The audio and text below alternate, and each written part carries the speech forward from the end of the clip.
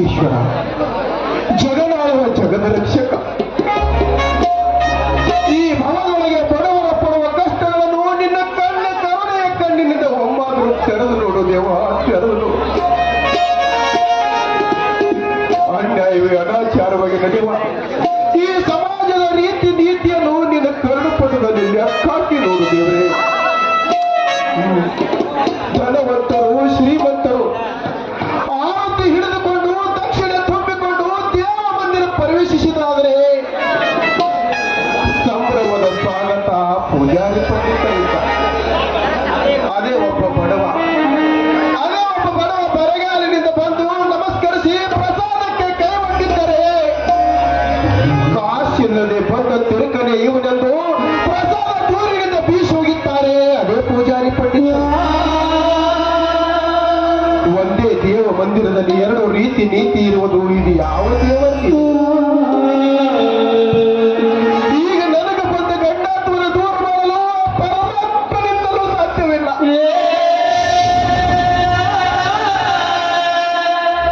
ಈಗ ನನ್ನ ಮುಕ್ತ ತಂಗಿಯ ಮಾಂಗಲ್ಯ ಕಾರ್ಯ ಕೇವಲ 2 ದಿವಸ ಉಳಿತು. ಕೈಯಲ್ಲಿ ನೋಡಿದ್ರೆ ಬಿಡಿ ಕಾಸು ಕೂಡ ಇಲ್ಲ. ವರದಿ ಅನ್ನುವ ಭಾಷೆಗೆ ಕೊಡಬೇಕಾದ ವರದಕ್ಷಿಣೆಗಾಗಿ ಕಂಡವರ ಕಾಲು ಹಿಡಿದು ಕೇಳಿದ್ರು, ಬಿಡಿ ಕಾಸು ಕೂಡ ಸಿಗಲಿಲ್ಲ.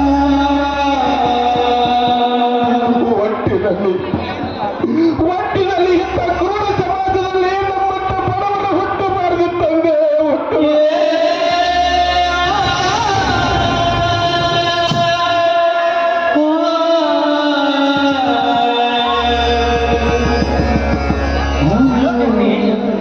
ಏನೋ ರಸ್ತೆಯಲ್ಲಿ ನಿಂತುಕೊಂಡು ಯಾವುದೋ ಗಾಢವಾದ ವಿಚಾರ ಮಾಡುವಂತ ಕಾಣುತ್ತಿದೆ.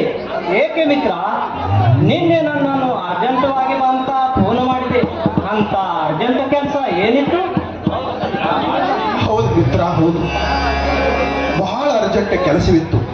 ಆ ಕೆಲಸನು ನಿನ್ನೆನೇ ಮುಗಿದು ಹೋಯಿತು. ಇನ್ನು ಉಳಿದಿರುವ ಕೆಲಸ ಅಲ್ಲಿ ತಿರುಗಾಡೋದು ಮಾತ್ರ. ಅಂದ್ರೇನು ನಿನ್ನ ಮಾತಿನ ಅರ್ಥ? ನಿಮ್ಮ ಸಾಲಿಗೆ ಮೇನ್ ಅಧಿಕಾರಿಗಳು ಏನಾದ್ರೂ ತಪಾಸಣೆಗೆ ಬಂದಿದ್ರೆ ಅವ್ರು ಏನಾದ್ರೂ ನಿನ್ನ ಕೆಲಸದ ಮೇಲೆ ರಿಮಾರ್ಕ್ ಹಾಕಿದ್ದಾರೆ? ಯಾಕೋ ನಿನ್ನ ಮನದಂತರಾಳ ನನಗೊಂದು ಅರ್ಥವಾಗುತ್ತಿಲ್ಲ. ಇದ್ದ ವಿಷಯವನ್ನು ಸವಿಸ್ತರವಾಗಿ ಹೇಳಬಾರದೆ? ಹೇಳ್ತೀನಪ್ಪ, ಹೇಳ್ತೀನಿ. ನನ್ನ ಶಾಲೆಯ ತಪಾಸಣೆಗೆಂದು ಅಧಿಕಾರಿಗಳು ಬರಲಿಲ್ಲ ಮಿತ್ರ. ನನ್ನ ಮನೆಗೆ ಬಂದಿರುವ ಬೀಗರನ್ನುವ ಅಧಿಕಾರಿಗಳು ನನ್ನ ತಂಗಿ ಅನ್ನುವ ಕನ್ಯಾಮಣಿಯ ತಪಾಸಣೆಗಾಗಿ ಬಂದಿರುವ.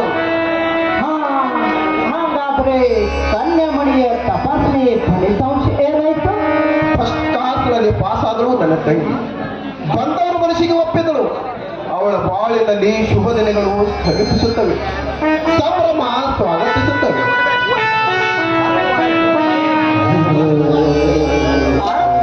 ಅರ್ಥವಾಯ್ತು ನೀ ಹೇಳುವ ವ್ಯತ್ಯಯ ಕಥೆ. ನನ್ನ ಮುದ್ದವಾದ ಹೃದಯ ಮಂದಿರದಲ್ಲಿ ಅವಿಕ್ತಿಕೊಂಡ ಆ ಶೀಲವನ್ನು ನನ್ನ ಬಾಳ ಸಂಗಾತಿ ಮಾಡಿಕೊಳ್ಳೆಂಬಾಸಿದೆ.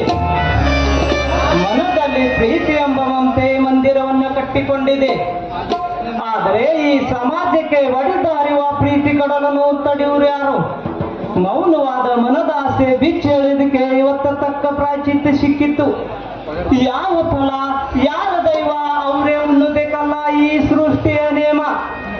ಮನದಲ್ಲಿ ನೋಂದು ನುಚ್ಚು ನೂರಾದವಕ್ಕಿಂತಲೂ ನಡೆದ ಕಾರ್ಯವನ್ನು ನೋಡಿ ಸಂತೋಷ ಪಡುವುದು ಲೇಸು.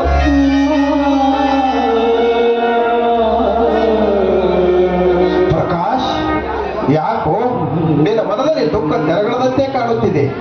ನೀನು ಬಂದ ತಕ್ಷಣ ನಾನು ಮಾತನಾಡಲಿಲ್ಲ ಅಂತ ಏನಾದರೂ ತಪ್ಪು ತಿಳಿದುಕೊಂಡಿಯಾ? ಹೇಗೆ?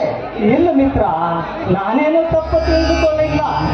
ನನ್ನ ಹೃದಯದಲ್ಲಿದ್ದ ಆಸೆಯನ್ನು ಬಿಚ್ಚಿ ಹೇಳಿದಕ್ಕೆ ಇವತ್ತ ತಕ್ಕ ಪ್ರಾಯಚಿತ್ತ ಸಿಕ್ಕಿತ್ತು. ಹಾಗಾದ್ರೆ ನಿನ್ನ ತಂಗಿ ಮದುವೆಗಾಗಿ ವರದಕ್ಷಿಣೆ ಅಂತ ಎಷ್ಟು ಕೊಡ್ತೀನಿ ಅಂತ ಮಾತು ಕೊಟ್ಟಿವಿ? 25,000 ರೂಪಾಯಿ. ಇದೇನು 25,000 ರೂಪಾಯಿ? ವರದಕ್ಷಿಣೆ ತಿನ್ನುವ ಅನಾಯಿಗಳು ಮನುಷ್ಯರ ರಾಕ್ಷಸರು. ಒಳ್ಳೆ ಸಂಬಂಧಕ್ಕೆ ಒಪ್ಪಿಕೊಂಡಿದ್ದಕ್ಕೆಲ್ಲ ಆಗಲಿ. ಮಾತು ಮುಗಿದ ಮೇಲೆ ಮುತ್ತು ಹಡಿದಂಗೆ ನೀನು ಯಾವುದಕ್ಕೂ ಯೋಚಿಸಬೇಡ. ನನ್ನ ಕೈಲಾದ ಸಹಾಯದ ರೂಪಾಯಿವಾಗಿ ಇದು ತೆಗೆದುಕೋ 10,000 ರೂಪಾಯಿ ಚೇತವನ್ನು.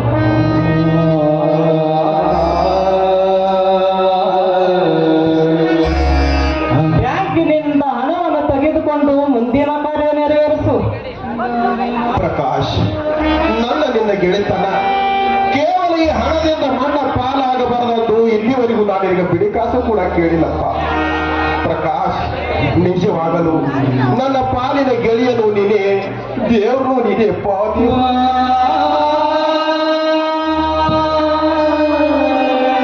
ಮಿತ್ರ, ಮಾತು ಆಮೇಲೆ.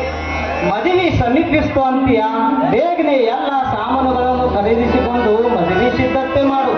ದವಾಖಾನೆಯಲ್ಲಿ ಪೇಷಂಟ್ ನನ್ನ ದಾರಿ ಕಾಯ್ತಿರ್ತಾರೆ.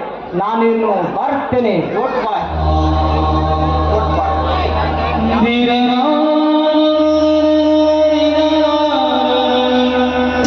ಯಾವ ಜನ್ಮದ ಪುಣ್ಯವೂ ನನಗಿಂತ ಗೆಳೆಯ ದೊರೆತಿತ್ತು. ಗೆಳೆಯ ಬಂದು ಬಳಗ ಮದುವೆಗೆ ಬಂದಿರಿ ಎಂದು ಲಗ್ನ ಪತ್ರಿಕಾ ಹಂಚುವ ಕೈಗಳಿಂದ ಹಣದ ಅಡಚಣೆಗಾಗಿ ಕಂಡವರಿಗೆ ಕೈ ಒಟ್ಟಬೇಕಾಯ್ತದೆ. ಹಣ, ದುಡ್ಡು, ರಕ್ತ, ರೂಪಾಯಿಗಳನ್ನು ಹಲವಾರು ನಾಮಗಳಿಂದ ಹೋಗಲಾಡಿಸಿಕೊಳ್ಳುವ ದರಿದ್ರ ಧನಲಕ್ಷ್ಮಿ ಯಾರ ಮನೆಯ ಹಾಳಾಗಿ ಜಗಲಿ ಕಾಯುತ್ತಿದ್ದಾಳೆ.